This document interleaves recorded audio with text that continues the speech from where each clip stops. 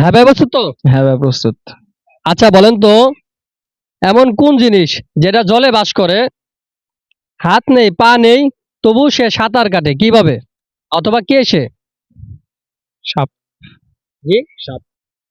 আচ্ছা সাপ না, সেটা অন্য একটা অ্যান্সার হবে। ঘাস ফড়িং। সাপ তো আপনার সবসময় জলে বাস করে না, সব সাপই, ঠিক আছে? কি হতে পারে সেটা? মাছ। না, মাছ তো আপনার ডানা আছে, হাত অথবা পা অথবা ডানা, এগুলা আছে, ঠিক আছে? কোন জিনিস হতে পারে জলে বাস করে, সেটা সবসময় জলে থাকে যতক্ষণ তার কার্যক্রম থাকে। বলেন ভাই। এমন কোন জিনিস যেটা জলে বাস করে, হাত নেই পা নেই, তবু সে সাঁতার কাটে অথবা সে পানির উপরে চলে? চলে। শামুক। জি, শামুক। না শামুক হবে না। খুবই ইউনিক ভাবে ভাবেন। দাদাটি আমি আরেকটু সহজ করে দিতেছি।